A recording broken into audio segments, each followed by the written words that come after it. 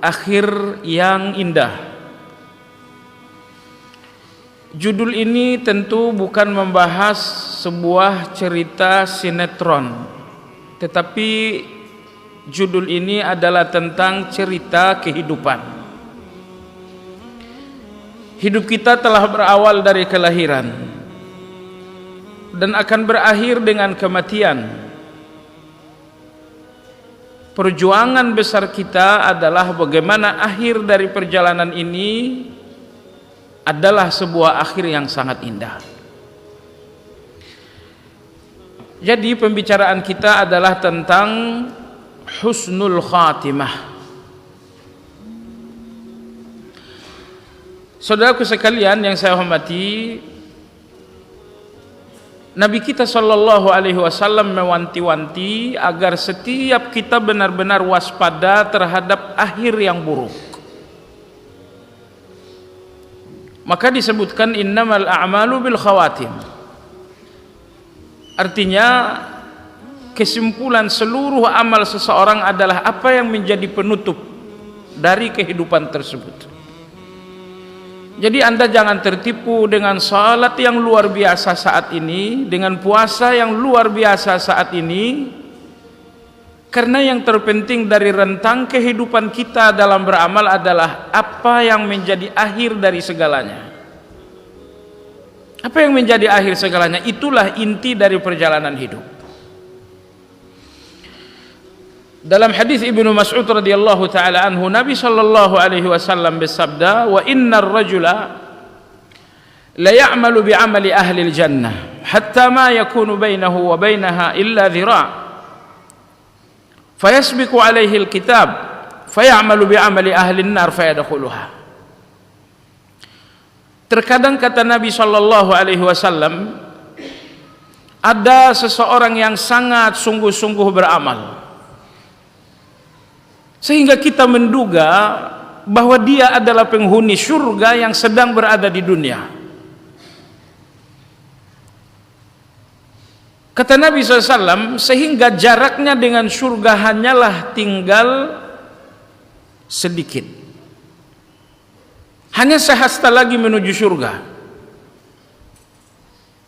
Fayasbiqu alaihi alkitab, tiba-tiba ia didahului oleh catatan takdir.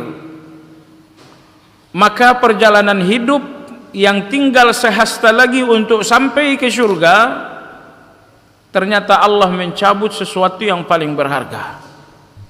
Allah mencabut hidayah, Allah hilangkan istiqamah, sehingga sejengkal jelang sampai ke surga menjadi kesempatannya untuk bermaksiat kepada Allah, dan dia mati dalam maksiat itu sehingga ia masuk ke dalam neraka. Sebaliknya Nabi kita bersabda, "Wa innar rajula la ya'malu bi'amali ahli an-nar hatta ma yakuna bainahu wa bainahu illa dhira'." Terkadang ada pula seseorang sepanjang hidup melakukan perbuatan-perbuatan neraka.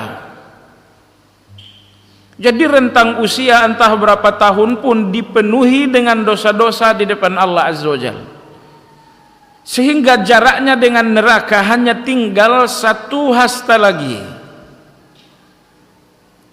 Tapi kemudian fayamalu bi'amali ahli jannah, sehasta jelang sampai ke neraka, tiba-tiba Allah tabaraka wa taala menjatuhkan hidayah dan taufik untuknya, sehingga kemudian ia beramal, berbuat dengan perbuatan-perbuatan penghuni surga. Fayadkhuluha, ia pun mati di atas perbuatan dan amalan-amalan ahlul jannah, lalu kemudian ia masuk surga. Maka oleh sebab itu saudaraku sekalian, Anda jangan tertipu dengan keadaan Anda yang sekarang.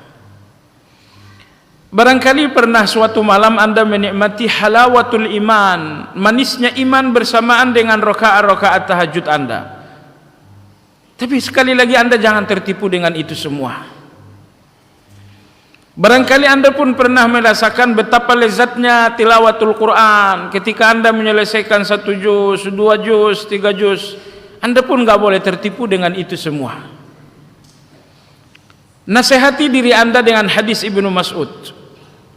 bahwa Nabi bersabda ada orang-orang yang memenuhi hidup dengan perbuatan-perbuatan penghuni surga, sehingga jarak dengan surga hanya tinggal sehasta lagi. Namun Allah mencabut sesuatu yang paling berharga. Allah mencabut hidayah, Allah mencabut taufik, sehingga yang menjadi akhir dari perjalanan panjang tersebut adalah perbuatan penghuni neraka. Akhirnya ia pun masuk ke dalam neraka. Jadi sekali lagi, maksud besar di balik hadis Ibnu Mas'ud tersebut, jangan pernah seorang sebaik apapun tertipu dengan kebaikan itu. Sebaliknya, jangan pernah pula pelaku dosa berputus asa dengan segala dosa-dosanya. Anda telah berdosa kemarin, Anda pun sedang berdosa sekarang, jangan putus asa dengan dosa-dosa itu. Karena al-a'malu bil khawatim. Nilai diri seseorang ditentukan adalah dengan amal yang menjadi akhir hidupnya. Jemaah sekalian yang saya hormati, Allah Subhanahu wa taala merahasiakan husnul khatimah atau su'ul khatimah. Rahasia Allah Azza wa Jalla. Karena akhir kehidupan seseorang baik atau buruk, husnul khatimah atau su'ul khatimah merupakan rahasia Allah Azza wa Jalla. Maka enggak satupun manusia dari timur ke barat yang mengetahui apa yang menjadi akhir dari segalanya. Saya, Anda, dan siapapun tidak ada yang tahu dari pintu apa kita akan keluar dari dunia ini. Apakah Anda keluar dari dunia melalui pintu husnul khatimah, ataukah Anda akan keluar dari dunia dari pintu su'ul khatimah? Hanya ada dua pintu, tapi mana yang menjadi bagian Anda dalam catatan takdir? Rahasia Allah Azza wa Jalla. Kenapa Allah merahasiakan itu? Jawabannya agar setiap hamba tetap di antara khauf dengan raja. Agar hati ini selalu di antara takut dengan harap. Begitu Anda ingat ada pintu yang sangat buruk, pintu su'ul khatimah, muncul rasa takut. Tapi begitu Anda pun mengingat bahwa ada pula pintu yang sangat indah, yaitu pintu husnul khatimah, lalu muncul pula harapan Anda. Ingat saudaraku, Anda yang hanya memiliki harapan dan tidak memiliki rasa takut, Anda akan hancur dengan harapan-harapan itu. Begitupun sebaliknya, Anda yang hanya memiliki rasa takut tanpa rasa harap, Anda pun akan hancur dengan rasa takut Anda. Sebab rasa takut yang dipisahkan dari harapan akan menjadi putus asa, dan harapan yang dipisahkan dari rasa takut akan menjadi ujub. Banyak orang yang beramal tetapi dalam hatinya tumbuh subur ujub di dalam amal-amal tersebut. Dia melakukan salat malam dengan rakaat yang maksimal, membacakan ayat-ayat yang maksimal juga, 8 rakaat disambung dengan witir. Selesai witir kemudian terpikir di dalam hatinya, mana ada orang seperti saya. Jemaah sekalian yang saya hormati, capek-capek melakukan qiyamul lail, kemudian hilang sekejap hanya dengan sebuah lintasan pikiran yang tidak segera dibersihkan. Ingat, sekiranya ujub itu hanya datang sekejap, kemudian Anda melawannya, dia tidak berbahaya. Yang berbahaya adalah apabila lintasan ujub datang, ternyata Anda memeliharanya, Anda menikmatinya, dan Anda menjadikan ujub ini kokoh dalam hati Anda. Inilah yang menghancurkan amal. Jadi agar Anda tidak hancur dengan ujub karena harapan yang berlebihan, agar Anda pun tidak hancur dengan rasa takut disebabkan karena putus asa, maka agama yang sangat bijaksana ini selalu menempatkan hati Anda di antara takut dan harap. Takut yang berlebihan adalah kehancuran, harapan yang berlebihan juga kehancuran. Keselamatan adalah apabila hati ini terbang menuju Allah dengan sayap kanan harap, dengan sayap kiri takut kepada Allah Azza wa Jalla. Hati ini tidak mungkin tidak terbang menuju Allah, dan dia membutuhkan dua sayap. Berikanlah sayap kanannya adalah harapan, dan berikan pula sayap kirinya adalah rasa takut. Dengan dua sayap inilah hati akan terbang, kemudian bersimpuh di hadapan Allah Azza wa Jalla. Jadi Anda nggak usah mencari-cari jawaban apakah akhir dari kehidupanku husnul khatimah atau su'ul khatimah. Anda nggak akan menemukan jawaban itu, karena itu adalah rahasia Allah. Di balik rahasia itu agar hati Anda tetap di antara khauf dan raja.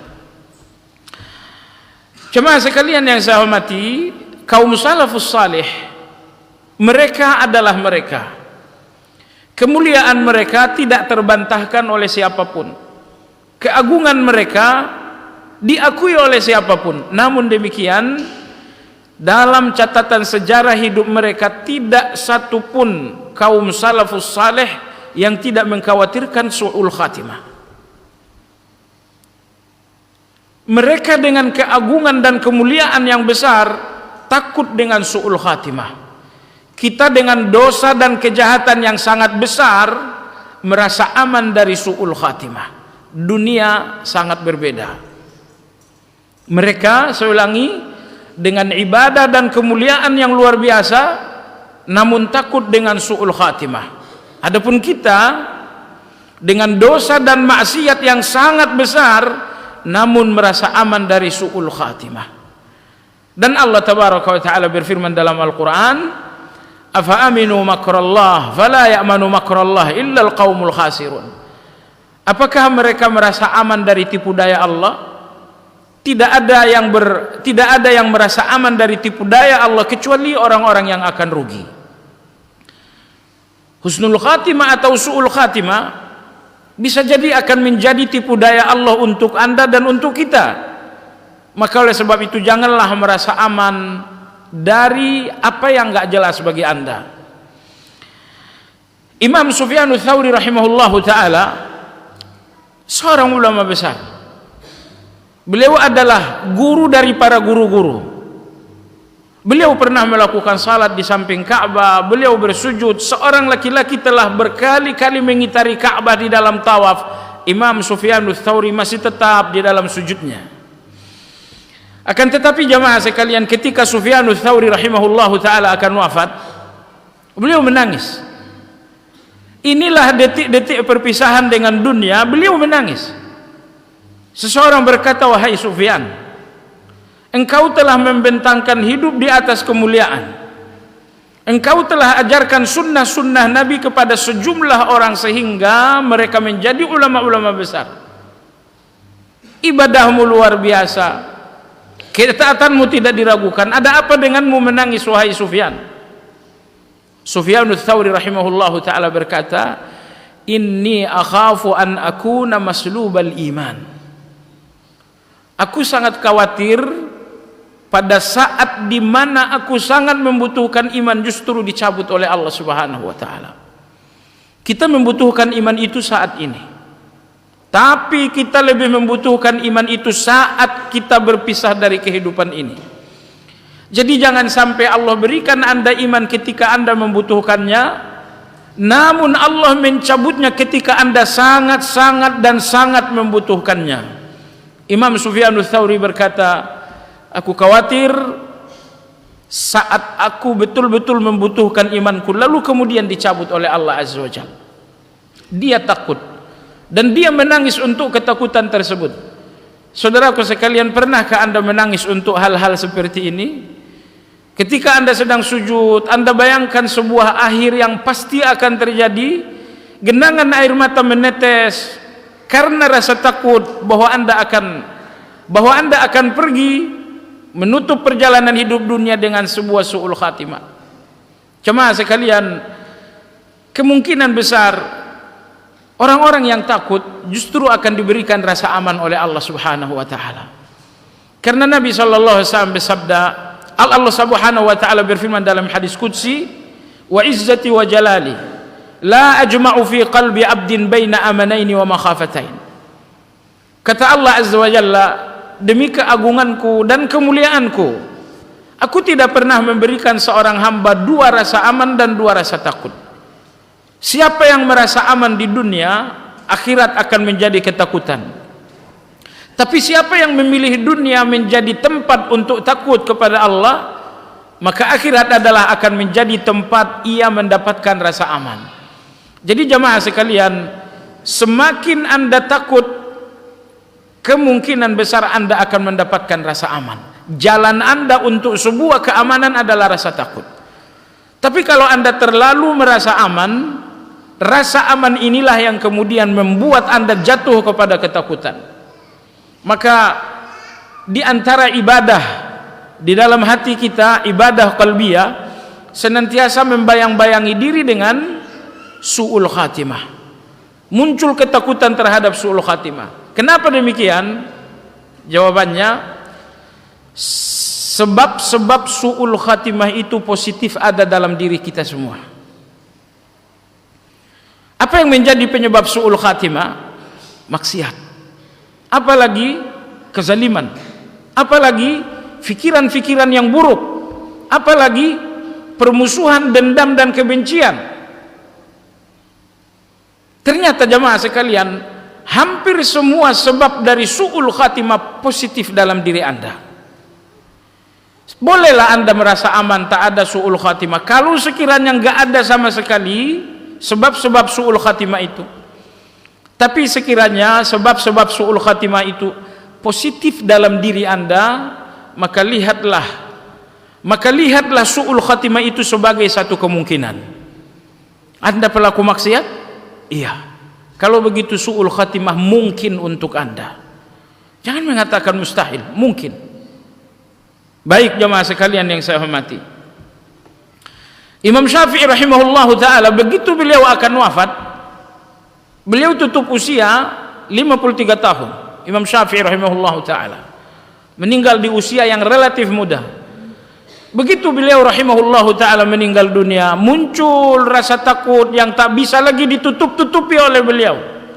Beliau melantunkan syair, menyampaikan sajak, melukiskan rasa takutnya, karena inilah detik-detik berjumpa dengan Allah Azza wa Jalla. Beliau mengatakan, ya Allah, apabila aku melihat dosaku, aku melihat ketakutan di depan mataku, tapi begitu aku melihat kasih sayangmu, aku pun melihat sebuah tangga keselamatan. Aku mencoba untuk berpegang dengan tangga keselamatan itu karena kasih sayangmu lebih besar daripada dosa-dosaku. Begitulah kurang lebih ucapan Imam Syafi'i sambil berderai air mata ketika beliau rahimahullahu ta'ala akan wafat. Ini semuanya jamaah sekalian menunjukkan tidak satupun orang mulia yang tidak takut dengan su'ul khatimah. Sekali lagi, tidak satupun orang-orang mulia yang tidak takut dengan su'ul khatimah. Malik bin Dinar rahimahullahu ta'ala,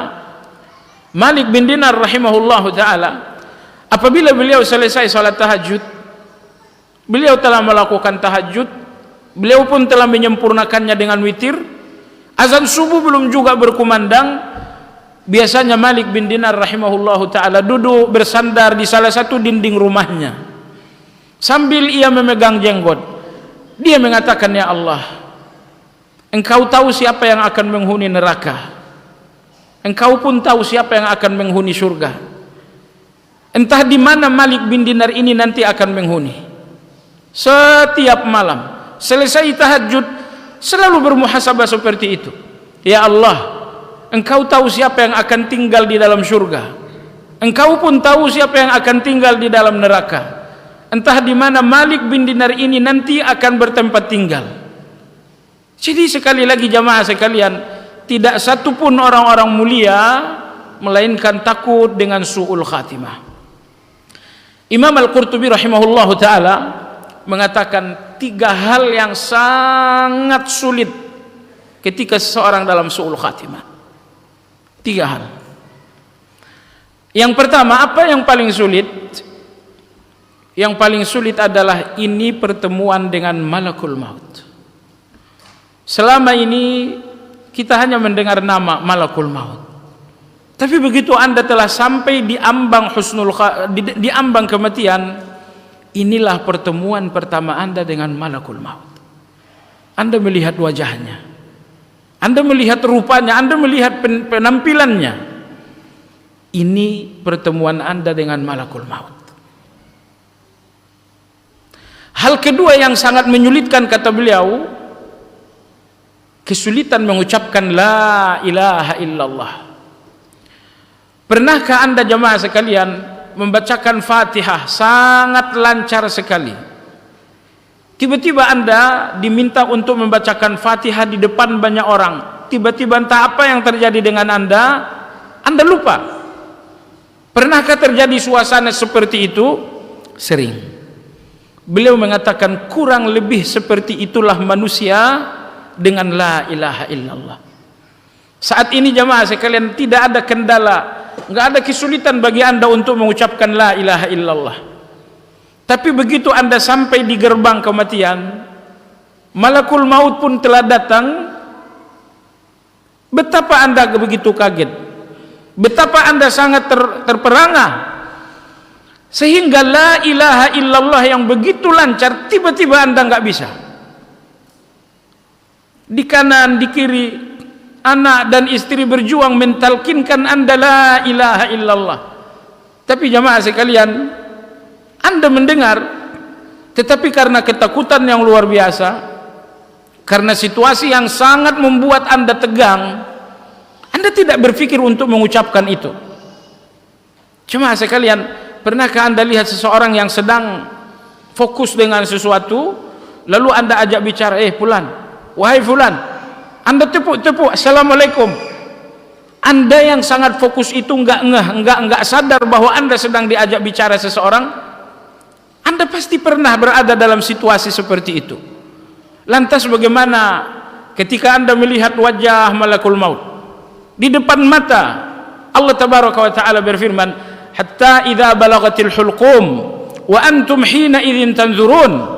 Ketika nyawa-nyawa kalian sampai di kerongkongan dan kalian pun melihat malakul maut di depan mata kalian, la ilaha illallah dibisikkan oleh anak, la ilaha illallah ditalkinkan oleh istri. Tiba-tiba Anda tidak sadar dengan apa yang diajarkan istri dan anak-anak. Kenapa? Begitu tegang Anda melihat wajah malakul maut. Cuma sekalian yang saya hormati, ini hal kedua yang sangat sulit. Hal ketiga yang sangat sulit adalah ini perpisahan dengan dunia. Perpisahan yang tidak lagi ada pertemuannya dengan istri, dengan anak-anak. Dunia berpuluh-puluh tahun dicintai mati-matian dan inilah saatnya berpisah. Istri dan anak-anak berpuluh-puluh tahun dicintai lahir dan batin, inilah saatnya berpisah. Jemaah sekalian yang saya hormati, inilah kata beliau tiga hal yang sangat menyulitkan pada saat seorang berada dalam situasi sakaratul maut. Ketika seorang berada dalam gerbang kematian. Berikutnya, Nabi kita Shallallahu Alaihi Wasallam membimbing kita agar banyak-banyak meminta berdoa kepada Allah Azza wa Jalla agar Allah memberikan kita keteguhan hati. Karena hati kita ini gampang tergelincir. Kadang-kadang hanya dengan sekilas mendengarkan maksiat, hati ini tergelincir. Kadang-kadang hanya dengan sekilas melihat maksiat, hati ini pun tergelincir. Begitu mudahnya hati ini tergelincir. Kalau hati ini tergelincir saat ini, masih ada waktu untuk Anda berbenah diri. Tapi kalau sampai hati Anda tergelincir di saat sakaratul maut sedang berlangsung, bagaimana Anda akan berbenah diri? Maka Nabi kita alaihi salatu wassalam mengajarkan, membimbingkan kita semua agar banyak-banyak meminta keteguhan hati kepada Allah Azza wa Jalla.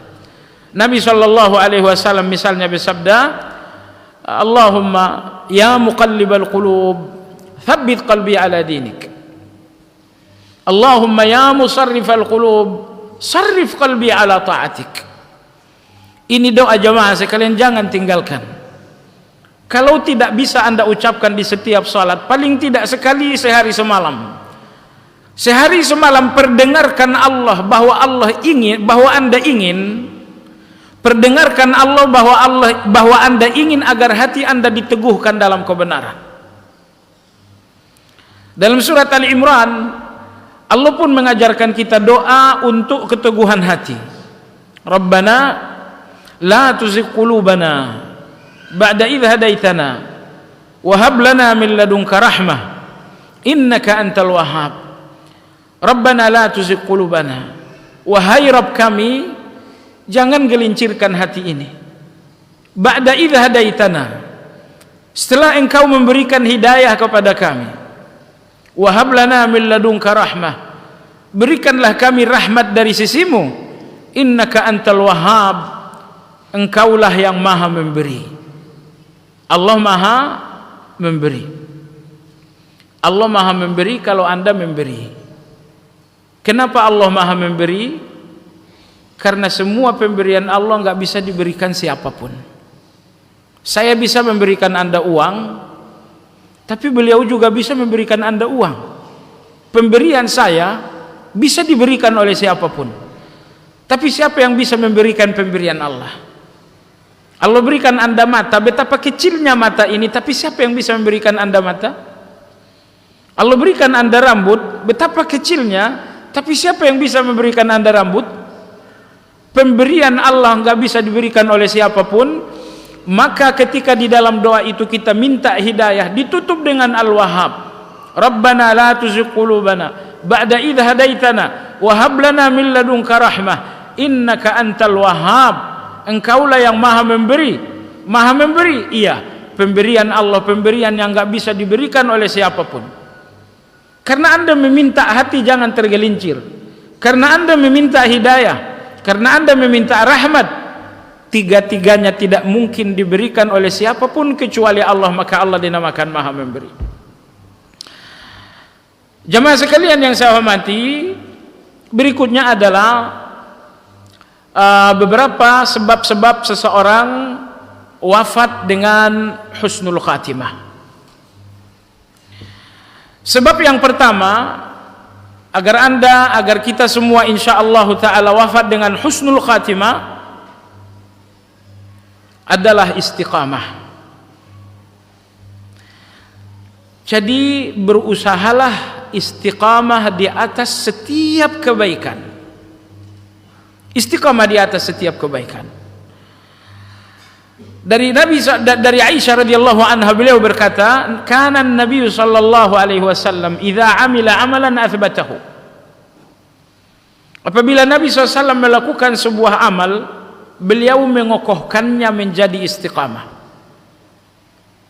Bahkan dalam riwayat lain beliau bersabda, afdalul amal adwamuha wa in qallah. Amal terbaik adalah yang menjadi istiqamah meskipun tidak seberapa. Salat malam Anda hanya 3 rakaat, tapi istiqamah itu luar biasa. Sedekah Anda hanya 100.000 satu minggu, tapi istiqamah itu luar biasa. Nabi kita SAW bersabda, amal terbaikmu adalah amal yang menjadi istiqamahmu. Oleh sebab itu, kalau Anda berpikir berapa uang yang harus jadi sedekahku, berapa rakaat yang mesti menjadi salat malamku, berapa lembar yang menjadi tilawahku, jawabannya adalah ambillah angka yang bisa menjadi istiqamah. Anda baca Quran 5 juz tapi enggak istiqamah, baik tapi bukan yang terbaik. Tapi Anda membaca Al-Quran hanya 1 halaman saja namun istiqamah, inilah yang terbaik dari yang sekedar baik. Anda bersedekah, sekali sedekah 500 juta, tapi sudah sampai mati tidak sedekah lagi. Anda melakukan yang baik, namun bukan yang terbaik. Tapi kalau Anda sedekah misalnya 1 juta, tapi setiap bulan, 1 juta tapi setiap bulan, inilah yang terbaik. Ketika Anda istiqamah di dalam satu amal, Anda dapatkan 2 pahala. Pahala pertama adalah pahala amal, pahala yang kedua adalah pahala istiqamah. Misalnya Anda bacakan Al-Quran, Anda bertilawah. Saya ingin katakan kepada antum jemaah sekalian, orang-orang yang ingin membenahi diri, memperbaiki hati, namun tidak banyak membaca Al-Quran, itu mimpi di siang bolong. Tidak ada kekuatan bagi hati yang rapuh ini kecuali selalu disirami dengan ayat-ayat Al-Quran. Maka teman-teman kita yang hijrah baru saja hijrah tapi tidak banyak membaca Al-Quran, tunggulah tanggal main, dia akan balik arah. Dia akan balik arah. Al-Quran ini yang menguatkan hati kokoh dalam istiqamah. Oleh sebab itu, jangan sampai berlalu satu hari dalam hidup tanpa membacakan Al-Quran. Membaca Al-Quran tidak sesulit zaman dahulu. Anda punya handphone, di situ ada Al-Quran. Apa salahnya misalnya Anda duduk bacakan satu halaman? Nah, baik jamaah sekalian yang saya hormati, kembali kepada masalah, Anda bukan tipe-tipe orang penghafal Quran yang duduk, sekali duduk Anda menyelesaikan 5 juz. Mungkin itu bukan tipe Anda, bukan pula tipe saya. Bacakanlah satu halaman saja, tapi memang ini istiqomah Anda. Ingat jamaah sekalian, ketika satu halaman ini menjadi istiqomah, 2 pahala. Pahala pertama adalah pahala tilawah, pahala yang kedua adalah bahwa Anda istiqamah. Ketika seseorang istiqamah dalam satu kebaikan, menunjukkan bahwa kebaikan itu telah mendarah daging dengan dirinya. Menunjukkan bahwa antara dia dengan kebaikan itu telah terbentuk sebuah ikatan yang sangat kokoh, sehingga ia tidak lagi terpisahkan dari kebaikan tersebut. Anda yang telah istiqamah melakukan salat malam, menunjukkan antara Anda dengan salat malam ada hubungan yang tak terpisahkan lagi. Itu namanya hubungan istiqamah. Itu namanya hubungan istiqamah. Tapi kalau Anda dengan sebuah ibadah masih gampang terpisahkan oleh rasa malas, hubungan Anda adalah hubungan yang sesekali terpisah. Ini bukan hubungan istiqamah. Jadi berhubunganlah dengan setiap kebaikan dengan hubungan istiqamah. Sebuah hubungan di mana Anda tak lagi terpisahkan dari kebaikan-kebaikan tersebut. Jemaah sekalian yang saya hormati, kenapa istiqamah adalah faktor utama seseorang wafat dalam husnul khatimah? Logikanya sangat sederhana. Anda melakukan salat malam dan Anda istiqamah. Anda melakukan tilawah satu halaman setiap hari atau satu halaman setiap selesai salat, dan itu istiqamah. Anda pun puasa Senin Kemis, itu pun istiqamah. Ketika Anda istiqamah di atas kebaikan-kebaikan tersebut, kematian datang, Anda mati di atas kebaikan itu. Anda mati sewaktu Anda istiqamah dalam salat malam. Anda wafat sewaktu Anda istiqamah membacakan Al-Quran satu halaman setiap selesai salat. Anda istiqamah di dalam bersedekah. Itulah target. Kematian datang sementara Anda istiqamah di atas berbagai kebaikan. Istiqamah di atas berbagai kebaikan. Imam Ibnu Qayyim rahimahullahu ta'ala mengatakan, kebaikan Anda adalah hidayah. Tapi kebaikan meskipun itu hidayah belum final. Sebelum Anda membutuhkan hidayah berikutnya, yaitu istiqamah, agar hidayah kebaikan ini enggak hilang. Saya ulangi, sebuah kebaikan adalah hidayah. Tapi ingat, dia gampang hilang. Maka Anda membutuhkan hidayah yang kedua, yaitu istiqamah. Hanya istiqamah inilah yang mengikat kebaikan-kebaikan sehingga enggak lepas lagi dari Anda. Anda perlu mengikat kebaikan sebanyak mungkin dengan diri Anda, agar esok Anda pergi menjumpai Allah dalam keadaan terikat dengan banyak-banyak kebaikan. Akhir yang indah bukan?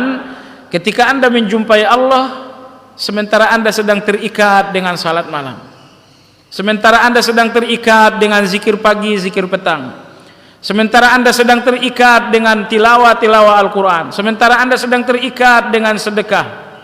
Jemaah sekalian, itulah akhir yang indah, bahwa Anda pergi menjumpai Allah dalam keadaan terikat dengan banyak kebaikan. Tapi kebaikan itu tidaklah terikat kecuali dengan istiqamah. Jemaah sekalian yang saya hormati, dalam surat Fussilat Allah Subhanahu wa taala bercerita tentang betapa indahnya istiqamah. Allah berfirman, "Innal ladzina qalu rabbuna Allah, tsumma istaqamu, tatanazzalu alaihimul malaikah alla takhafu wa la tahzanu wa abshiru bil jannati allati kuntum tu'adun nahnu awliyaukum fil hayatid dunya wa fil akhirah, sampai akhir. Allah berfirman, sesungguhnya orang-orang yang telah berkata Rabbunallah, Tuhan kami adalah Allah, summa istaqamu, setelah itu mereka istiqamah. Apa yang terjadi jamaah sekalian? Lihatlah akhir yang indah ketika Anda benar-benar istiqamah. Allah berfirman, tatanazzalu alaihimul malaikah, akan turunlah untuk mereka malaikat-malaikat menjelang kematian. Apa yang dilakukan oleh malaikat-malaikat ini? Untuk menguatkan hati Anda yang sebentar lagi akan didatangi oleh malakul maut. Subhanallah, jadi sebelum malakul maut datang, Anda akan dikunjungi beberapa malaikat, bukan satu, bukan dua, beberapa malaikat. Anda akan dikunjungi oleh beberapa malaikat itu. Apa yang mereka katakan? Mereka mengatakan alla takhafu wa la tahzanu wa abshiru bil jannati allati kuntum tu'adun. Jangan takut. Jangan takut terhadap apa yang akan terjadi. Wa la tahzanu, dan jangan gelisah dengan mereka yang engkau tinggalkan. Wa abshiru bil jannah, bergembiralah surga di hadapanmu, allati kuntum tu'adun, yang telah dijanjikan. Jadi malaikat faham Anda takut dengan apa yang akan terjadi di balik kematian. Malaikat pun faham bahwa Anda bersedih dengan yang ditinggalkan. Maka ucapan para malaikat, jika Anda termasuk orang-orang yang istiqamah, malaikat datang, mereka berkata, alla takhafu wa la tahzanu wa abshiru bil jannah. Jangan takut. Jangan takut apa yang terjadi di balik kematianmu, dan jangan gelisah apa yang terjadi di belakang kematianmu. Engkau tinggalkan istri, engkau tinggalkan anak-anak, jangan gelisahkan mereka. Jangan gelisahkan mereka. Allah berfirman, nahnu awliyaukum fil hayatid dunya wa fil akhirah. Kamilah yang menjadi wali bagimu dunia dan akhirat. Jika Allah yang menjadi wali, bukankah Allah akan menangani anak-anak Anda lebih dari Anda? Ingat jamaah sekalian, kalau yang Anda sedihkan dalam kematian, bahwa Anda akan berpisah dengan anak-anak sejantung hati, entah apa dengan kehidupan mereka, maka ingat baik-baik, Anda tidak lebih mencintai mereka melebihi Allah Subhanahu wa ta'ala. Allah lebih mencintai mereka ketimbang Anda. Allah lebih menyayangi mereka ketimbang Anda. Maka Allah tabaraka wa ta'ala melalui para malaikat ini membisikkan keberanian ketika Anda akan berpisah untuk selama-lamanya dengan orang-orang yang Anda cintai. Malaikat berkata, la takhafu, jangan takut, wa la tahzan, jangan gelisah, wa abshiru bil jannati allati kuntum tu'adun. Jemaah sekalian, ayat ini dalam surat Fussilat ayat 30, Allah telah mengabarkan perjalanan yang akan dialami oleh setiap orang-orang yang istiqamah. Mudah-mudahan Andalah orang yang akan dijumpai malaikat sambil malaikat mengatakan, alla takhafu wa la tahzanu wa abshiru bil jannah. Andalah orangnya insyaallah taala. Tapi kapan Anda orangnya? Ketika Anda istiqamah. Ketika Anda istiqamah. Oleh sebab itu jemaah sekalian, Anda harus mampu melawan. Lawan rasa malas, lawan rasa bosan. Malas itulah biang kerok sehingga Anda kehilangan istiqamah. Bosan itulah penjahat sehingga Anda kehilangan istiqamah. Kenali malas Anda, kemudian lawan. Orang-orang yang enggak melawan akan kalah, dan semua orang yang melawan pasti menang. Karena yang Anda lawan sesuatu yang dibenci oleh Allah, maka Allah pasti akan membantu. Allah membantu, tidak mungkin terjadi kekalahan. Jemaah sekalian yang saya hormati, kemudian Sebab yang kedua, seorang bisa mendapatkan husnul khatimah, cerita yang indah, adalah bertakwa kepada Allah Subhanahu wa taala. Ya, jadi husnul khatimah, akhir cerita yang indah, pertama Anda dapatkan dengan ketakwaan. Jadi bertakwalah kepada Allah di hadapan larangan Allah. Bertakwalah kepada Allah di hadapan perintah-perintah Allah. Hubungan Anda dengan Allah cuma dua, hubungan perintah, hubungan larangan. Kadang-kadang Allah memerintah, kadang-kadang Allah melarang. Terima setiap larangan Allah dengan takwa, sambut setiap perintah Allah dengan takwa. Guru-guru kita berkata takwa itu adalah menjalankan perintah, menjauhi larangan. Apabila Anda bertakwa di depan perintah, Anda pun bertakwa di depan larangan, berlakulah untuk Anda firman Allah yang berbunyi, "Wa may yattaqillah yaj'al lahu makhraja." Siapa yang bertakwa akan Allah berikan jalan keluar. Berikutnya Allah berfirman, "Wa may yattaqillah yaj'al lahu min amrihi yusra." Siapa yang bertakwa akan Allah berikan kemudahan. Apabila takwa menjadi kemudahan di dalam kesulitan hidup, takwa itu pula lah yang menjadi kemudahan ketika Anda mengakhiri hidup. Apabila takwa menjadi solusi di dalam setiap kesulitan hidup, maka takwa itu pula yang akhirnya menjadi solusi ketika Anda mengakhiri hidup. Di dalam kemiskinan, di dalam tumpukan hutang piutang, solusi dan kemudahan Anda adalah takwa. Apalagi ketika kesulitan itu adalah su'ul khatimah atau husnul khatimah. Maka oleh sebab itu Anda jangan berpikir, "Wa may yattaqillah yaj'al lahu makhraja." Ini ayat hanya urusan uang. Keliru. Anda pun jangan berpikir, "Wa may yattaqillah yaj'al lahu min amrihi yusra." Siapa yang bertakwa akan Allah berikan kemudahan. Ini hanya urusan pekerjaan dan pengangguran. Tidak. Jika ayat ini berlaku untuk dunia Anda, maka ayat ini pun berlaku untuk akhir kehidupan Anda. Jemaah sekalian, tidak mungkin Allah berikan Anda solusi hanya dengan di dalam kesulitan yang kecil. Lalu Allah tidak memberikan Anda solusi ketika Anda dalam kesulitan besar. Tidak mungkin. Tidak mungkin Allah berikan Anda kemudahan dalam kesulitan yang kecil, lalu Allah tidak memberikan Anda kemudahan di dalam kesulitan yang sangat besar. Lantas jemaah sekalian, apakah ada kesulitan yang lebih besar, lebih dari kesulitan seorang hamba menjalani sakaratul maut?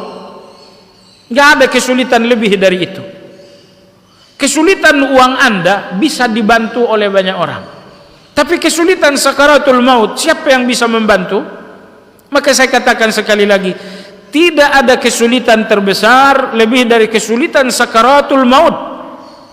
Jika Allah memberikan Anda kemudahan karena ketakwaan untuk kesulitan yang kecil, maka Allah pun akan memberikan Anda kemudahan di dalam kesulitan yang besar, yaitu sakaratul maut. Maka oleh sebab itu bertakwalah kepada Allah Subhanahu wa taala. Di depan perintah Allah bertakwalah, di depan larangan Allah bertakwalah kepada Allah. Ingat, takwa Anda kemudahan dalam kesulitan besar. Takwa Anda kepada Allah adalah solusi di dalam kesulitan besar Anda, yaitu kesulitan sakaratul maut. Jemaah sekalian yang saya hormati, sebab yang ketiga, faktor yang ketiga seseorang bisa wafat di dalam husnul khatimah adalah husnuzan kepada Allah Azza wa Jalla. Dalam hadis qudsi yang sahih diriwayatkan Imam Ahmad dan lain-lain, Allah Subhanahu wa taala berfirman, "Ana," ini pun diriwayatkan Imam Muslim juga, Imam Bukhari juga dengan redaksi yang berbeda. Allah berfirman, "Ana 'inda dhanni 'abdi bi. Wa ana ma'ahu idza dzakarani." Allah berfirman, aku sesuai dengan prasangka-prasangka hambaku. Apabila hambaku berprasangka baik, akan kuberikan kebaikan. Tapi apabila seorang hamba berprasangka buruk, akan kuberikan keburukan tersebut. Di antara prasangka buruk kepada Allah bahwa Anda berprasangka Allah tidak membantu Anda dalam kesulitan sakaratul maut. Itu prasangka buruk. Dan di antara prasangka baik, bahwa Anda berprasangka Allah akan memberi kemudahan ketika Anda berada dalam kesulitan sakaratul maut. Nabi kita sallallahu alaihi wasallam pernah menjenguk seseorang yang akan wafat. Lalu Nabi sallallahu alaihi wasallam bertanya, "Kaifa tajiduka?" Bagaimana engkau menjumpai dirimu? Laki-laki ini mengatakan, "Akhsha dhunubi wa arju rahmat rabbi." Beliau mengatakan, "Ya Rasulullah, terbayang semua dosa. Takut sekali dengan semua yang terbayang itu. Sehingga tak ada lagi harapan kecuali kasih sayang Allah." Sekali lagi, Nabi bertanya, "Kaifa tajiduka?" Bagaimana engkau menjumpai dirimu? Laki-laki ini mengatakan, "Akhsha dhunubi wa arju rahmat rabbi." Aku takut dengan dosa-dosa yang telah berlalu. Dosa itu datang satu persatu. Orang yang pernah dipukul nampak wajahnya, orang yang pernah diinjak nampak wajahnya. Muncullah dosa. Jamaah sekalian, apa ada yang lebih menakutkan lebih dari dosa? Tidak ada, jamaah sekalian. Anda bayangkan bahwa Anda sakaratul maut, tiba-tiba datang wajah orang yang pernah Anda tampar beberapa waktu lalu. Tiba-tiba muncul wajah orang yang pernah Anda tipu beberapa waktu lalu. Tiba-tiba muncul wajah orang yang pernah Anda fitnah beberapa waktu lalu. Tiba-tiba muncul wajah anak yang berkali-kali Anda pukul. Muncul wajah istri yang berkali-kali Anda pukul. Jemaah sekalian, laki-laki ini mengatakan, "Ya Rasulullah, akhsha dhunubi wa arju rahmat rabbi." Aku sangat takut dengan dosa-dosaku ya Rasulullah, dan aku sangat berharap dengan kasih sayang Rabbku Allah Azza wa Jalla. Kata Nabi sallallahu alaihi wasallam, "La yajtami'ani fi qalbi 'abdin fi mithli hadzal mautin illa a'tahu Allahu ma yarju wa amanahu mimma yakhaf."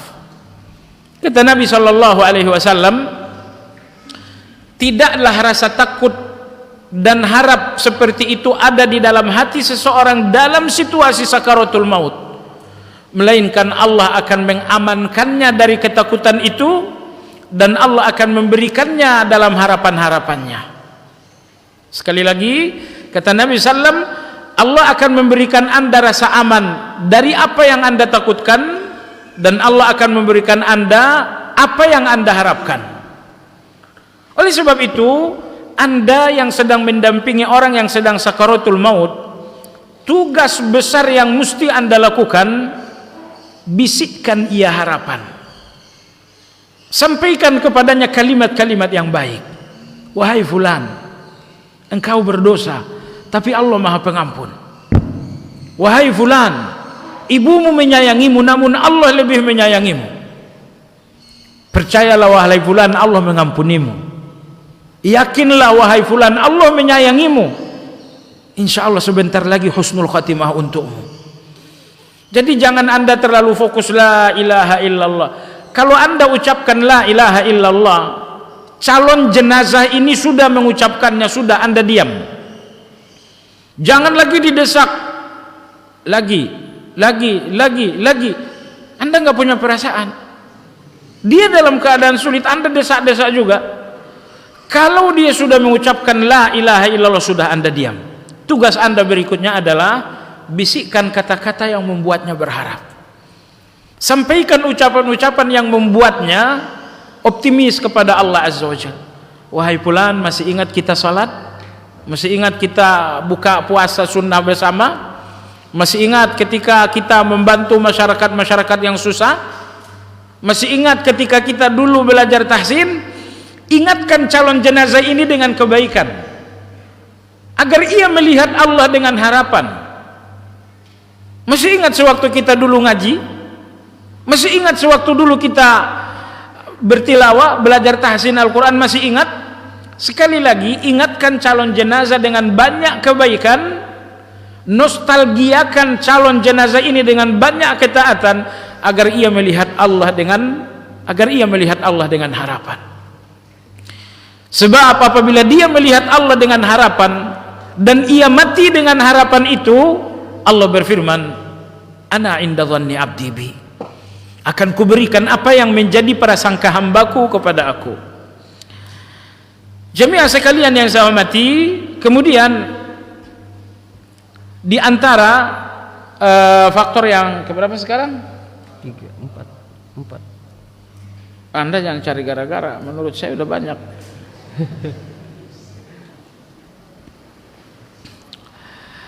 Baik, di antara faktor husnul khatimah berikutnya adalah as-sidqu, jujur kepada Allah. Jujur kepada Allah. Saya lihat jamaah sekalian, saya lihat dalam diri saya nggak tahu dengan diri Anda semua, betapa sulitnya bagi diri dan hati yang lemah ikhlas ini untuk jujur kepada Allah Azza wa Jalla. Ingat, kalau Anda ingin tahu diri Anda yang sesungguhnya adalah ketika Anda sendirian. Itulah diri Anda. Itulah diri Anda yang sesungguhnya. Apa keadaan diri Anda saat tak ada siapa-siapa dan di depan Anda, di tangan Anda ada handphone dengan pulsa internet yang sangat penuh? Apa yang Anda lakukan dengan handphone? Film apa yang Anda tonton? Gambar apa yang Anda nikmati? Masih ingat? Anda nggak perlu bicara. Ingat jemaah sekalian, Anda tidak melihat diri Anda yang sesungguhnya di depan saya, di depan orang. Di depan orang Anda yang sekarang hanyalah kamuflase. Gamis Anda ini gamus kamuflase. Anda punya peci ini pun kamuflase. Salat Anda yang nampaknya khusyuk itu pun kamuflase. Diri Anda yang sesungguhnya adalah bagaimana Anda berada di dalam jantung malam. Masihkah gamis ini bersama Anda di dalam jantung malam? Apakah peci ini ada di kepala Anda ketika Anda berada di sepertiga terakhir malam? Rukuk sujud yang khusyuk di depan orang, apakah juga rukuk sujud yang khusyuk di tengah malam? Jujur kepada Allah jemaah sekalian adalah ibadah yang sangat susah. Maka oleh sebab itu, ketika Anda sedang sholat di sini di depan orang, bertanya kepada diri Anda, apakah ini jujur untuk Allah? Ketika Anda sedang bertilawah di depan banyak orang, tanyakan diri Anda, apakah ini jujur untuk Allah? Jujurlah untuk Allah Azza wa Jalla. Lakukanlah sholat sebagai kejujuran. Berzakat, bersedekah, berinfak, jujur untuk Allah. Jemaah sekalian yang saya hormati, jujur adalah keselamatan. Keselamatan di dunia, keselamatan di akhirat. Jujur itu pula yang menjadi keselamatan bagi seseorang ketika berada dalam sakaratul maut. Jadi jemaah sekalian yang saya hormati, jangan nampakkan untuk manusia wajah yang baik, penampilan yang baik, tapi ketika Anda hanya sendirian, muncul keberanian Anda melawan Allah Subhanahu wa taala. Ya, ternyata begitu Anda sendiri, nggak ada istri, nggak ada anak, Anda tinggal sendiri di kamar. Saat Anda sendirian di ruangan, nggak ada siapa-siapa, ternyata Anda orang yang sangat berani melawan Allah Azza wa Jalla. Padahal kalau lagi duduk dengan ikhwah, ngomongnya sebentar-sebentar, Masya Allah, Tabarakallah, la haula wa la quwata illa billah, hasbi Allah, ma qadarullah. Ya salam, sempurna sekali kamuflase dan kemunafikan kepada Allah Azza wa Jalla. Apabila di dalam kesendirian ternyata Anda orang yang sangat berani melawan Allah Azza wa Jalla. Dalam hadis saya Nabi SAW bersabda, yu'ta birrajuli yaumal qiyamah ala hasanatin mithli jabal tihamah. Akan datang seseorang pada hari kiamat membawa kebaikan sebesar gunung Tihamah. Kebaikannya bukan seliter, kebaikannya bukan sekamar. Akan datang seseorang dengan kebaikan sebesar gunung Tihamah. Fayaj'aluhu Allahu haba'an manthura. Lalu kebaikan sebesar gunung Tihamah dihancurkan oleh Allah menjadi debu yang tak berarti. Sahabat-sahabat bertanya, ya Rasulullah, siapa dia?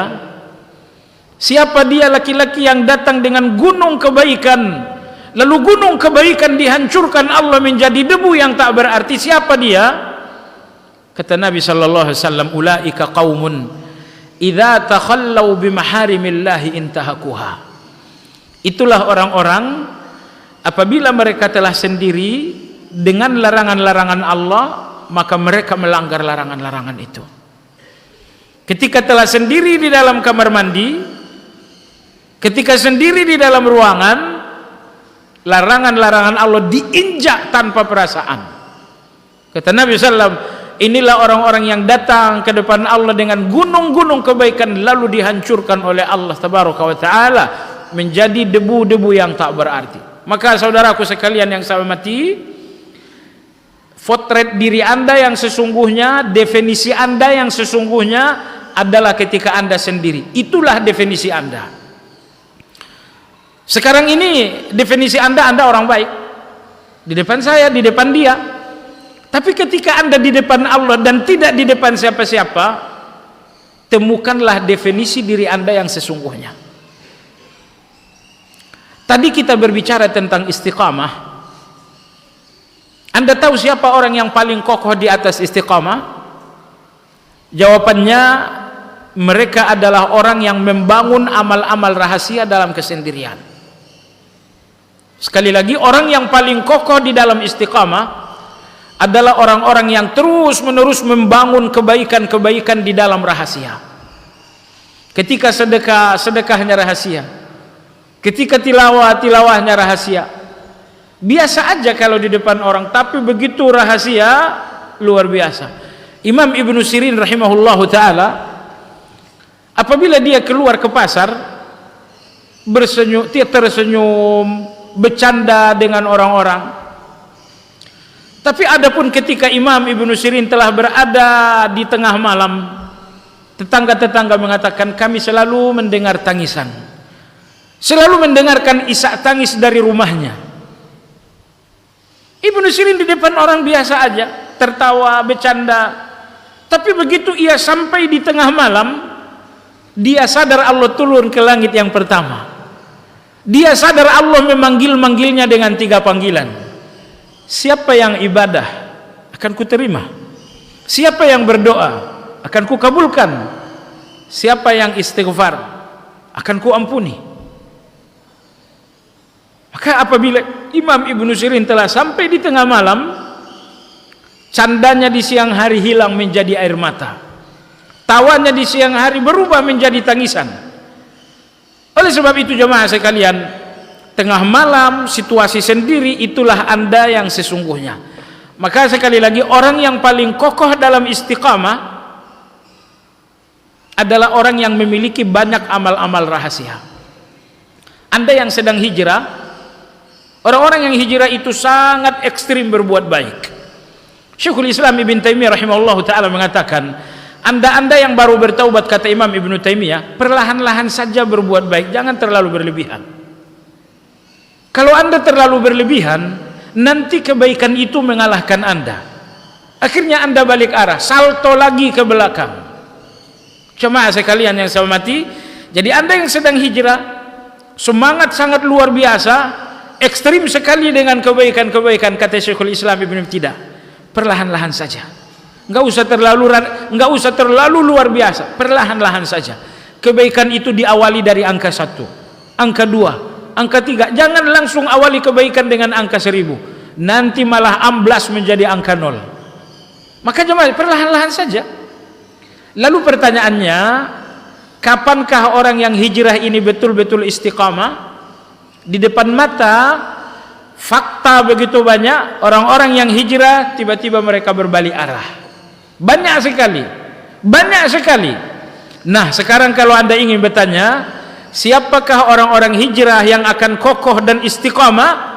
Jawabannya, dia adalah seorang yang hijrah namun dia membangun kebaikan-kebaikan di dalam keadaan rahasia.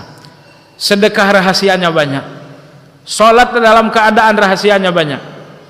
Jemaah sekalian, Anda lihat pohon yang paling kokoh adalah pohon dengan akar di dalam tanah yang sangat banyak, kemudian itu yang paling kokoh. Maka jemaah sekalian, Anda adalah pohon, keadaan rahasia Anda adalah tanah. Apakah di dalam tanah rahasia itu terdapat akar-akar yang kokoh sehingga pohon Anda benar-benar kokoh? Maka orang yang paling kokoh dalam perjalanan hijrah ini adalah orang yang justru membangun kebaikan-kebaikan di dalam rahasia lebih banyak daripada membangun kebaikan-kebaikan di depan orang. Betul ada kebaikan yang gak mungkin Anda rahasiakan dari pandangan orang. Ada, sholat jamaah itu Anda gak bisa rahasiakan dari pandangan orang. Namun demikian, tetaplah berjuang untuk sebanyak mungkin melakukan ibadah-ibadah rahasia. Baik jemaah sekalian, jadi faktor yang ke-5 tadi, bahwa seorang akan wafat dengan cerita yang indah, husnul khatimah, ketika ia jujur kepada Allah. Kalau salat Anda ini memang jujur untuk Allah, kalau tilawah ini memang jujur untuk Allah, Anda tidak mengada-ada. Anda salat seperti ini, Anda nggak mengada, emang ini apa adanya. Kalau kebaikan-kebaikan Anda apa adanya, kebaikan-kebaikan Anda kejujuran dengan Allah Azza wa Jalla, Anda akan dapatkan keselamatan dalam sakaratul maut. Keselamatan itu bernama husnul khatimah. Husnul khatimah. Jemaah sekalian yang saya hormati, kemudian faktor husnul khatimah berikutnya adalah taubah. Tadi imam kita hafizahullah taala mengingatkan kita tentang taubat. Allah berfirman, ya ayyuhalladzina amanu tubu ilallahi taubatan nasuha. Wahai orang-orang beriman, taubatlah kepada Allah dengan taubat yang jujur, dengan taubat yang ikhlas. Taubatlah kepada Allah, taubatlah.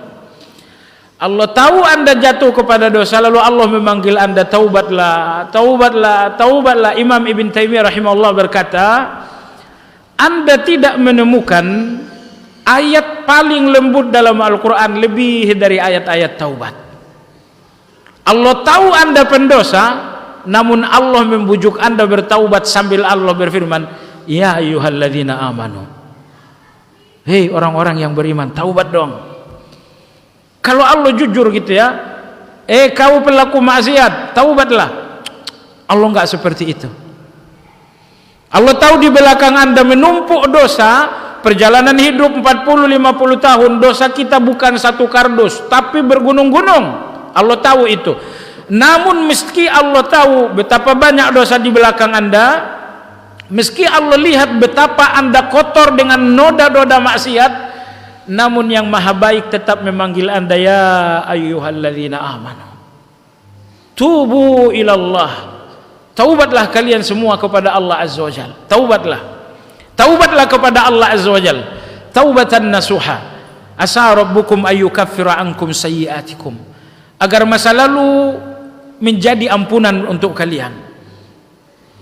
Anda gelisah dengan masa lalu yang terkotori dengan dosa, taubatlah kepada Allah Azza wa Jalla agar kotoran-kotoran masa lalu dibersihkan oleh Allah dengan ampunan.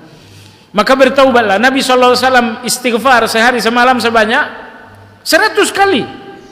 Maka oleh sebab itu sambil Anda duduk istighfarlah, sambil Anda berjalan istighfarlah. Astaghfirullah wa atubu ilaih. Kurangi kebiasaan menghabiskan waktu yang berlebihan dengan handphone. Kadang-kadang Anda menunggu seseorang, handphone yang datang. Apa salahnya Anda menunggu dengan istighfar? Astaghfirullah wa atubu, astaghfirullah wa atubu.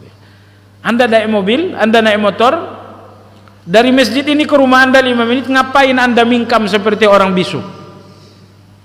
Anda bukan bisu kan? Enggak. Perlihatkan kepada Allah bahwa Anda bisa berbicara. Kendarai motor Anda, astaghfirullah wa atubu ilaih, astaghfirullah wa atubu ilaih, astaghfirullah wa atubu ilaih.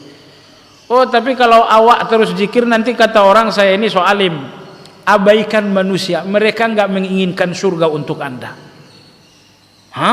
Mereka hanya, ya mereka enggak menginginkan surga, abaikan mereka. Kadang-kadang setan datang dengan alasan yang baik untuk keburukan. Kadang-kadang setan datang dengan alasan yang seolah-olah baik padahal keburukan. Ngapain komat kamit mulut? Nanti orang suudzon kamu ini so alim. Berhentilah zikir agar orang tak suudzon. Setan itu. Dari mana Anda tahu setan? Ujungnya dia mengatakan enggak usah. Oh, itu setan, Bang. Dia datang dengan kebaikan, tapi di balik kebaikan itu neraka ternyata. Jemaah sekalian, bertaubatlah kepada Allah Azza wa Jal.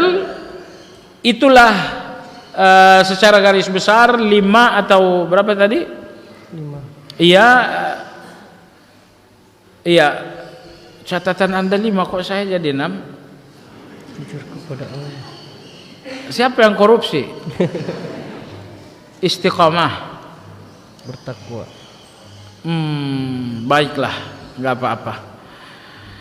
Jemaah sekalian, sebagai penutup, Imam Ibn Rajab Al-Hambali beliau mengatakan, tidaklah seorang hamba meninggal dengan su'ul khatimah melainkan disebabkan karena dasi satu su', melainkan disebabkan karena dalam fikirannya, dalam hatinya masih terbungkus keburukan. Ini bukan cuma disampaikan oleh Imam Ibn Rajab. Imam Ibn Qayyim berbicara tentang hal ini panjang lebar dalam kitab Al-Jawabul Kafi. Seseorang akan mati sesuai dengan fikiran dan hatinya. Kalau hati ini adalah berangkas, tempat penyimpanan fikiran-fikiran kotor, Anda akan mati dalam keadaan kotor. Kalau fikiran ini adalah lemari di mana tersimpan keinginan-keinginan buruk, Anda akan mati dalam su'ul khatimah. Seseorang akan mati sesuai dengan keadaan hatinya. Sebab itu jujurlah, lihat hati dan pikiran Anda baik-baik. Apa yang ada dalam pikiran Anda, jamaah sekalian? Dalam hati Anda apa? Apakah saat ini Allah melihat dalam hati Anda ada dendam kepada seseorang? Apakah saat ini Allah melihat dalam hati Anda rakus terhadap dunia? Apakah saat ini Allah melihat dalam hati Anda syahwat terhadap lawan jenis? Apakah dalam saat ini Allah menemukan dalam hati Anda kerinduan terhadap sebuah maksiat? Imam Ibn Qayyim rahimahullah ta'ala berkata, seseorang akan wafat sesuai dengan keadaan hatinya. Imam Ibn Rajab berkata, tidak mungkin seseorang wafat dalam su'ul khatimah kecuali karena pikiran buruk yang tidak dibersihkan. Oleh sebab itu, setiap malam ketika Anda telah lepas dari dunia dan kesibukan dunia, jelang Anda akan menjemput istirahat Anda dengan tidur, apa yang mesti Anda lakukan? Periksa pikiran ini. Apakah di dalam ada permusuhan? Apakah di dalam ada kebencian? Masih adakah orang yang sudah 5 tahun tak tegur sapa dengan Anda? Ingat baik-baik dalam hadis yang diriwayatkan Imam Muslim dari Ibnu Abbas, Nabi SAW bersabda, hari Senin, hari Kamis, amal-amal manusia diangkat untuk Allah. Kebaikannya diangkat, puasanya diangkat, zakat, sedekahnya diangkat untuk Allah. Maka Allah menerima kebaikan-kebaikan itu sambil Allah memberikan ampunan kecuali 2 orang. Kebaikan mereka tidak diterima oleh Allah.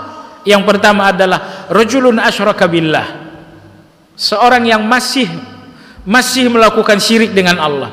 Lalu yang kedua, warajulani mutakhasimah, 2 orang yang sedang berselisih. Maka dikatakan anziru hatta yastaliha, maka dikatakan tunggulah sampai keduanya berdamai. Jadi sebelum Anda damai, kebaikan Anda belumlah diterima oleh Allah Azza wa Jalla. Lantas apa jadinya kalau kematian datang Anda belum berdamai juga? Artinya Anda wafat dalam keadaan kebaikan belum diterima oleh Allah Azza wa Jalla. Sudahlah, abaikan egoisme Anda untuk berdamai. Berdamai bukan soal Anda menang atau bukan soal Anda benar atau Anda salah, bukan itu.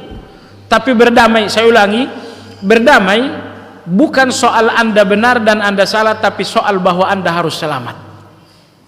Udah nggak usah berpikir saya benar, tapi berpikirlah bahwa saya harus selamat, bahwa Anda harus selamat. Jadi sekali lagi, perdamaian dengan teman-teman Anda yang pernah bersalah, perdamaian itu bukan soal Anda benar atau Anda salah, tapi perdamaian itu bahwa Anda punya kemuliaan mengalahkan Anda punya egois. Jadi teruslah periksa pikiran ini, bersihkan hati ini, karena seseorang akan wafat sesuai dengan keadaan hatinya. Wallahu tabaraka wa ta'ala a'lam. Alhamdulillah, baru saja kita telah mendengarkan secara sesama uraian materi yang penuh hikmah dari guru kita. Semoga dapat menghidupkan kembali dari hati kita yang telah lalai. Selanjutnya langsung saja kita beralih ke sesi interaktif. Kesempatan pertama kami berikan bagi hadirin yang mau bertanya, yang terdekat dengan mic. Assalamualaikum warahmatullahi wabarakatuh, Ustaz. Assalamualaikum. Ustaz, ketika manusia diberikan musibah, ada beberapa klasifikasi cara manusia tersebut menanggapi musibah. Di antaranya adalah menolak musibah tersebut, bersabar, ridho, dan yang paling tertinggi adalah bersyukur.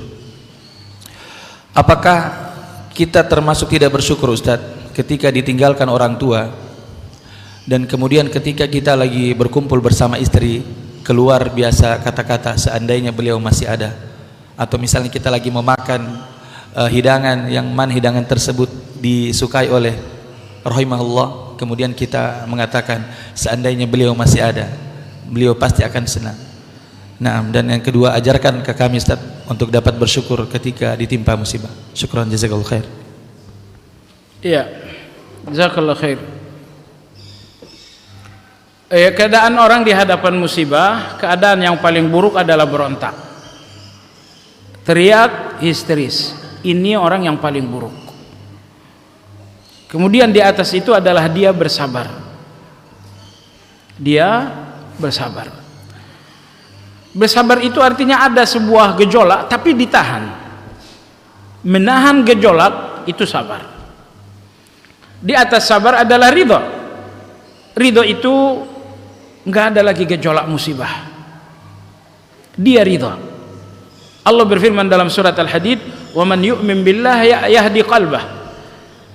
Siapa yang beriman kepada Allah, maka Allah berikan hidayah kepada hatinya. Maksudnya, kata ulama-ulama kita, begitu dia menerima musibah, dia lihat ini datang dari Allah, akhirnya hatinya sejuk. Anakmu mati, ini musibah datang dari Allah. Kau dipecat, ini musibah datang dari Allah.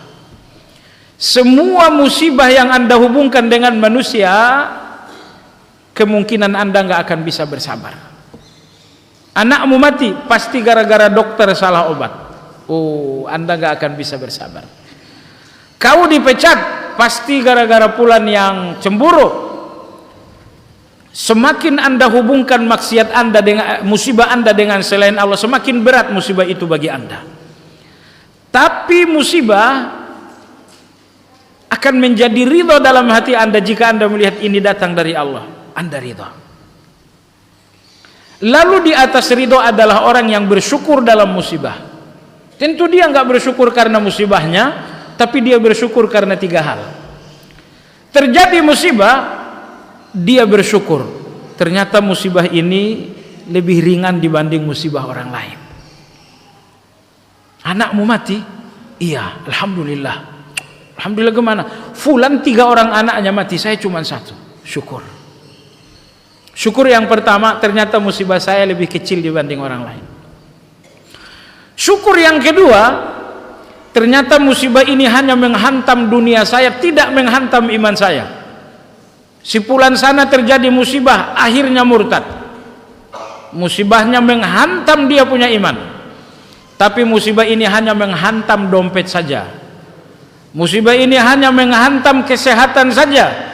Musibah ini tidak menghantam saya punya iman.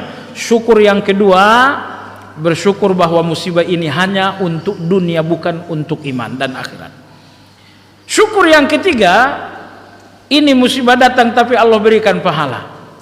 Ini musibah datang Allah berikan ampunan. Ini musibah datang Allah tinggikan kedudukan.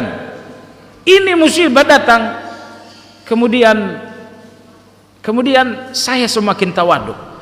Ini musibah datang kemudian saya melihat orang-orang yang betul-betul menjadi teman dan siapa yang sesungguhnya pura-pura teman. Terbongkar banyak hakikat ketika Anda dalam musibah. Kalau Anda punya uang, semua yang datang hati-hati. Rata-rata munafik yang datang. Iya. Kalau Anda nggak tahu di mana munafik, munafik itu selalu datang dalam situasi Anda sedang jaya. Anda lagi banyak duit, jabatan Anda sedang tinggi, rata-rata orang yang berkerumun di samping Anda adalah munafik. Maka Anda yang berpikir dangkal, anakku kau harus jadi presiden, artinya Anda ingin anak Anda dikelilingi para munafik-munafik. Anakku besok kau harus jadi orang kaya, bila perlu beli kendari ini sekalian. Kau ingin anakmu jadi orang kaya, Anda tahu munafik itu semuanya menyemut, berkerumun di tengah, di samping orang-orang yang banyak uang. Munafik enggak ditemukan dekat dengan orang yang berilmu. Ya, orang berilmu salat, mana ada munafik yang suka salat?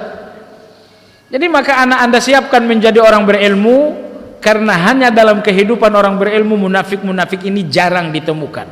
Munafik ini pikirannya uang, dan orang-orang berilmu nggak bisa memberikan itu.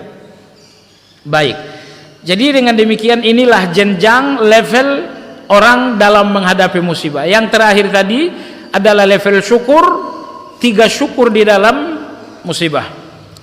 Lantas kemudian muncul pikiran ketika makan, coba kalau fulan, coba seandainya fulan, apakah ini baik, terpuji ataukah tercela? Jawabannya tercela.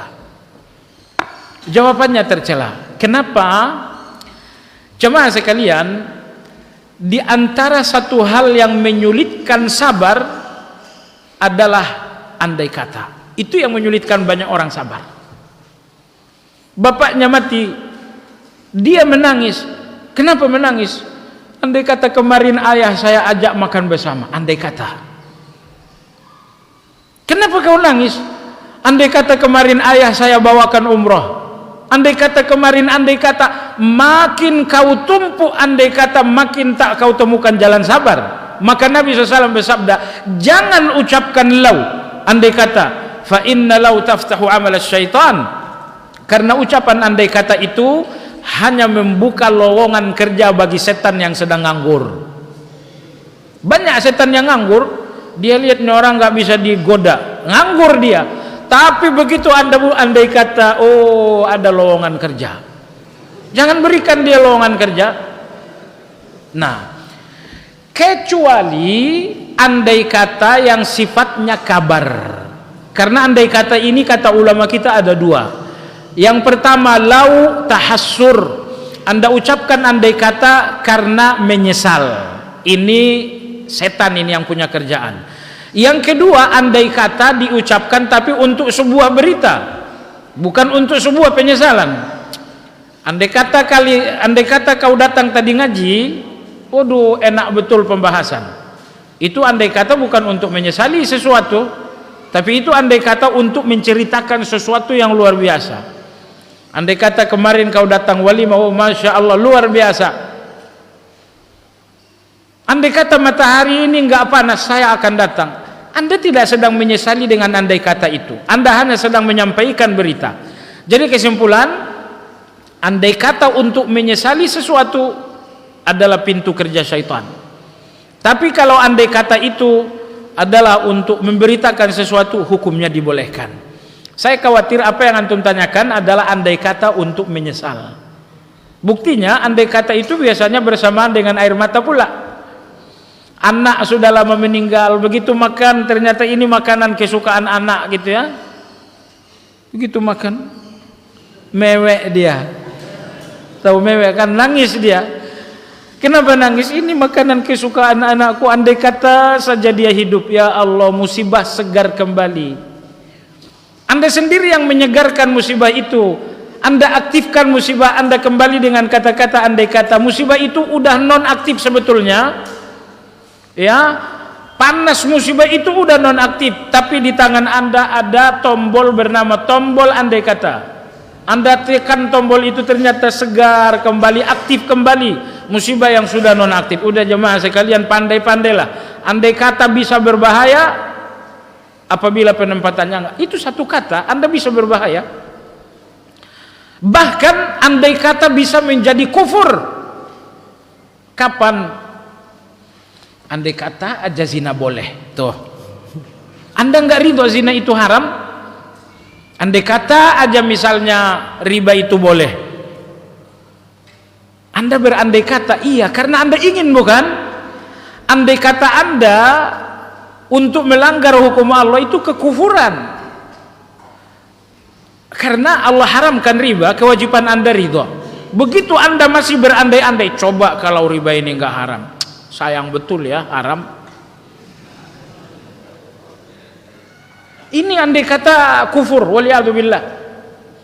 Jadi ini 3 tingkatan: andai kata yang boleh, andai kata yang maksiat, andai kata yang kufur, waliyadzubillah.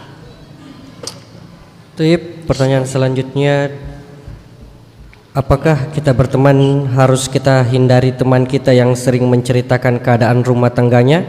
Soalnya dia suka curhat tentang rumah tangganya, akhirnya kita juga ikut terpancing. Dia menceritakan, ada teman yang menceritakan masalah rumah tangganya, apakah kita harus berteman sama orang seperti itu? Tergantung judul ceritanya apa, gitu ya. Kalau judul ceritanya cerita baik, bertemanlah. Oh, kalau kita di rumah ini berbagi tips aja. Kita kalau udah pulang sholat dari masjid, biasanya kita ngumpul, kita tilawah. Oh, itu cerita yang baik, itu bagus itu. Yang penting dia nggak menceritakan itu untuk sebuah ujub. Tapi kalau yang diceritakan hal-hal yang sensitif, yang diceritakan adalah cerita di balik pakaian, nah itu ndak boleh. Ini jauhi. Cerita ndak boleh mengungkap sesuatu yang di balik pakaian, nggak boleh. Itu dosa besar dalam agama kita. Wallahu a'lam. Kemudian pertanyaan selanjutnya melalui via WhatsApp. Assalamualaikum warahmatullahi wabarakatuh. Mau bertanya Ustadz, apakah orang yang husnul khotimah masih berpotensi menjadi orang yang bangkrut di hari kiamat? Apabila seorang husnul khatimah, apakah dia akan menjadi orang yang bangkrut pada hari kiamat? Kemungkinan besar tidak.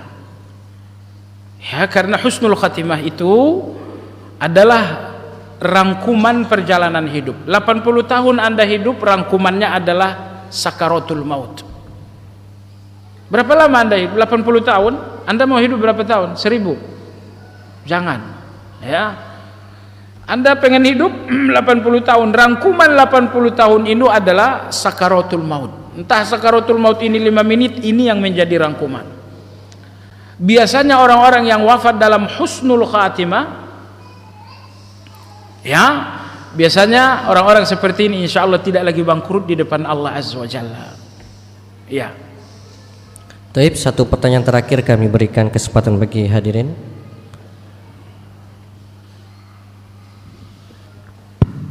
Ya, tafadhal. Assalamualaikum warahmatullahi wabarakatuh. Assalamualaikum. Barakallahu fiik Ustaz. Allah barik fiik. Saya ingin tanyakan, bolehkah kita mengucapkan semoga husnul khotimah kepada orang yang sudah meninggal sementara mereka sudah membawa amalan-amalannya?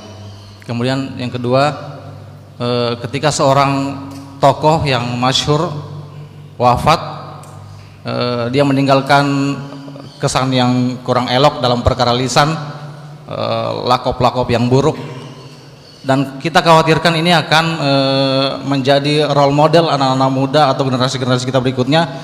Bagaimana cara kita memperingatkan kepada umat, kepada anak-anak kita, bahwa ini hal yang tidak baik tanpa kita jatuh ke dalam ghibah atau membongkar aib. Demikian. Assalamualaikum warahmatullahi wabarakatuh. Iya. Saya lihat itu beredar di media-media sosial, WhatsApp. Tidak boleh mengucapkan semoga husnul khatimah kalau orangnya sudah wafat. Yang betul semoga husnul khatimah kalau orangnya masih hidup. Coba aja begitu di Indonesia, berani nggak? Oh, semoga kamu husnul khatimah. Kau pengen saya mati, kata dia begitu. Dibacok sampean kalau sampai berani ngomong begitu, padahal ngomongan Anda doa, benar. Kalau di Arab sana mereka tahu husnul khotimah artinya apa, karena mereka tahu biasa semoga Allah memberikanmu rezeki husnul khotimah, itu biasa di sana. Kalau di negara kita ya tidak biasa. Pertanyaan, apakah boleh mengucapkan semoga husnul khatimah ya bagi orang yang telah wafat? Semoga husnul khatimah ucapan doa, bukan? Kenapa Anda berdoa dengan ucapan semoga? Karena Anda nggak tahu dia baik atau nggak baik. Dan Anda ingin katakan kepada antum jamaah sekalian, semua orang punya rahasia sendiri dengan Allah Azza wa Jalla yang Anda nggak tahu. Boleh jadi orang ini nampaknya bertato, orang ini nampaknya begini, nampaknya begitu, tapi ternyata dia punya sebuah kebaikan yang dia rahasiakan hanya antara dirinya dengan Allah Azza wa Jalla. Dan Anda nggak tahu. Saya sering sampaikan kepada semua orang dalam kajian-kajian, jangan lupa hadis tentang pelacur yang diriwayatkan Imam Muslim dari Abu Hurairah. Perempuan ini dalam pandangan semua orang pelacur, tapi antara dirinya dengan Allah ada sebuah rahasia yang nggak diketahui oleh orang.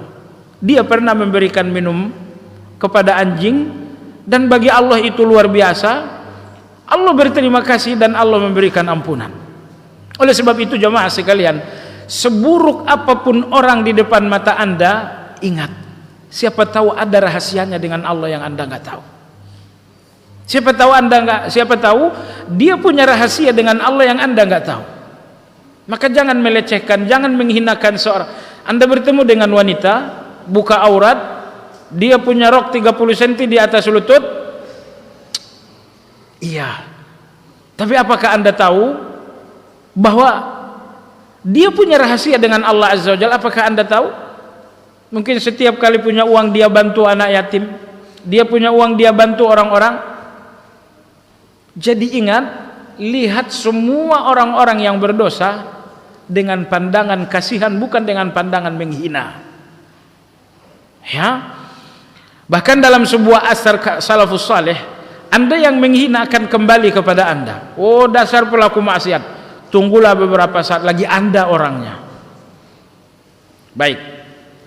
Jadi kita nggak tahu nih meninggal dalam keadaan baik atau buruk. Karena kita nggak tahu lalu kita berdoa. Nggak ada halangan jamaah sekalian. Nggak ada masalah. Sama aja misalnya ketika dia meninggal dunia, semoga kebaikannya diterima. Semoga kesalahannya diampuni.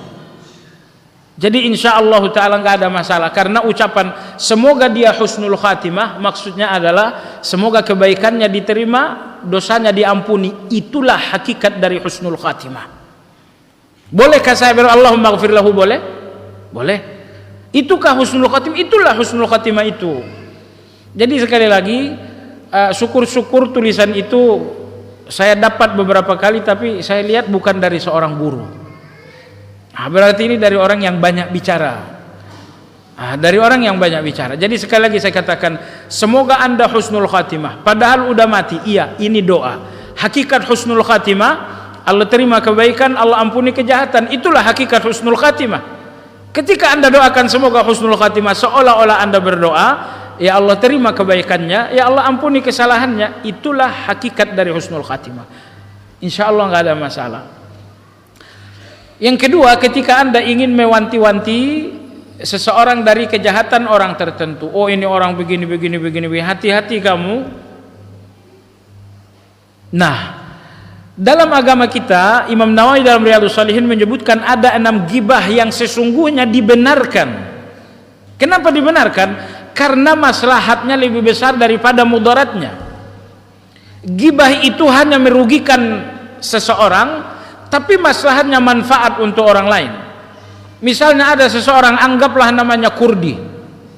Oh, Pak Kurdi ini pintar ngutang tapi nggak pintar bayar.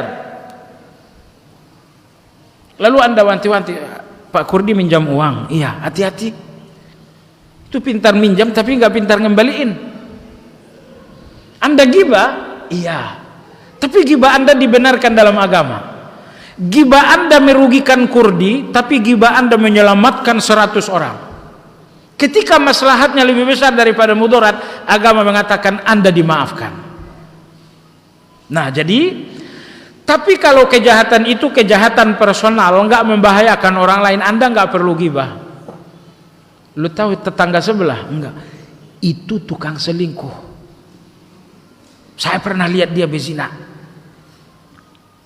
Itu kejahatan pribadi, nggak membahayakan siapa-siapa. Anda pernah melihat dia berzina, dia ngaku dia berzina? Iya, tapi itu hubungan dia dengan Allah, nggak membahayakan siapa-siapa. Nggak perlu diceritakan kepada orang lain. Baik. Jadi kalau orang yang akan diceritakan ini kejahatannya kejahatan yang membahayakan orang lain, menyebut namanya tidak termasuk ghibah yang dilarang. Tapi kalau orang yang diceritakan ini terkait kejahatan yang sifatnya pribadi antara dia dengan Allah, maka Anda bisa memperingatkan orang lain tanpa menyebut namanya. Anda katakan ada sebagian orang Masya Allah zina terus menerus tanpa menyebut namanya, bisa. Tapi kalau ini kejahatan yang membahayakan orang lain, sebut namanya pun tak jadi masalah. Wallahu a'lam.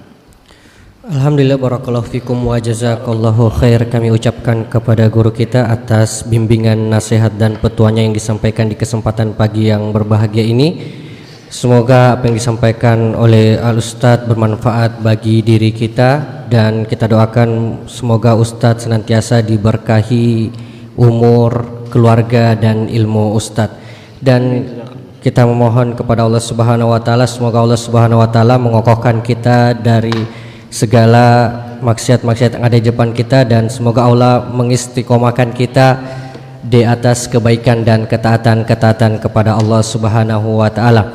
Dan kami mohon maaf bagi hadirin yang memiliki pertanyaan ataupun bagi sahabat Muatz yang telah mengirimkan pertanyaan, karena Ustadz akan kembali melanjutkan safari dakwahnya ke Unaha dengan tema Islam memuliakanmu, sehingga kami tidak dapat memberikan kesempatan bagi Anda untuk mengajukan pertanyaan.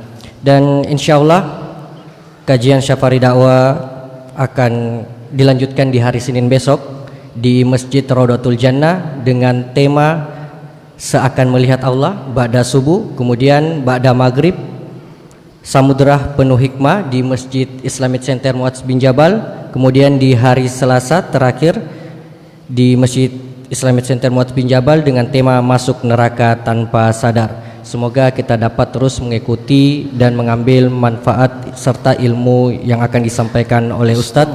Kita cukupkan kebersamaan kita dengan doa kafaratul majlis. Subhanakallahumma wa bihamdik asyhadu an la ilaha illa anta astaghfiruka wa atubu ilaik. Wassalamualaikum warahmatullahi wabarakatuh.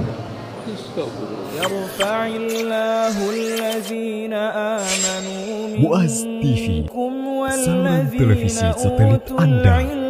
درجات